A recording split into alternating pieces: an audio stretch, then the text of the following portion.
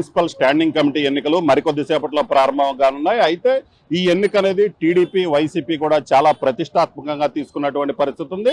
మరికొద్ది సేపట్లో Guntur municipal corporation లో స్టాండింగ్ కమిటీ సభ్యులకు సంబంధించినటువంటి ఓటింగ్ కార్యక్రమం జరుగుతుంది. దీనికి సంబంధించి అధికారులు అన్ని ఏర్పాట్లు కూడా చేయడం జరిగింది. ప్రస్తుతం మనం విజువల్స్ లో చూడొచ్చు.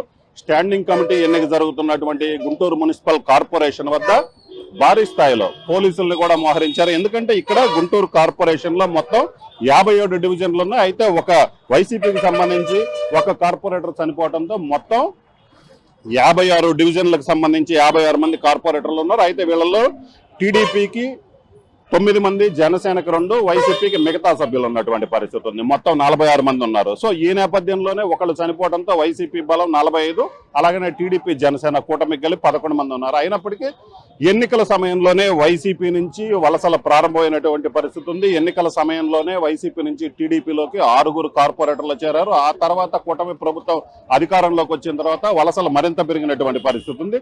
సో మొత్తం మీద తర్వాత ఎన్నికల తర్వాత మరో 10 మంది కార్పొరేటర్లు టీడీపీ జనసేన కూటమిలో చేరడం జరిగింది. సో దీంతో కార్పొరేషన్ లో కూటమి సభ్యుల బలం కూడా పెరుగుతూ వచ్చినటువంటి పరిస్థితి ఉంది. మొత్తం మీద వైసీపీ నుంచి 16 మంది కార్పొరేటర్లు టీడీపీలో జాయిన్ అయ్యారు, టీడీపీ జనసేనలో జాయిన్ అయ్యారు. దీంతో టీడీపీ బలం, కూటమి బలం 27 చేరింది. అలాగనే వైసీపీకి సంబంధించిన కార్పొరేటర్లు 29 మంది ఉన్నారు. అయితే స్టాండింగ్ కమిటీ ఎన్నికకు సంబంధించి చూసుకున్నట్లయితే టీడీపీ వైసీపీ ప్రతిష్టాత్మకంగా తీసుకున్న నేపథ్యంలో క్యాంపు రాజకీయాలు కూడా మొదలుపెట్టారు.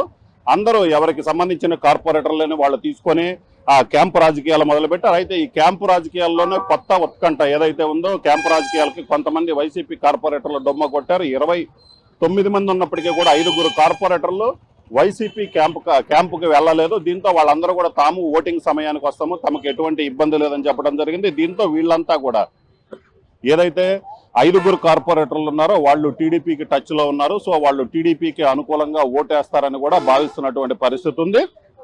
ప్రస్తుతం మనం విజువల్స్ లో చూడొచ్చు. ఇక్కడ నుంచి ఎంట్రన్స్ నుంచి నేరుగా ఆ కార్పొరేషన్ లోపలికి వెళ్తారో, వెళ్ళిన తర్వాత ఆ స్టాండింగ్ కమిటీకి సంబంధించినటువంటి ఎన్నికకి సంబంధించి ఏదైతే ఉందో అక్కడికి వెళ్ళేసి ఓటేస్తారో. సో ఎక్కడా కూడా ఎటువంటి ఇబ్బంది లేకుండా, ఎందుకంటే టీడీపీ అలాగనే వైసీపీ ఈ ఎన్నికను ప్రతిష్టాత్మకంగా తీసుకుంది. తమకు మెజారిటీ ఉంది. తమకు మెజారిటీ ఉన్న నేపథ్యంలోనే సో ఎలాగైనా గెలవాలని వైసీపీ భావిస్తుంది.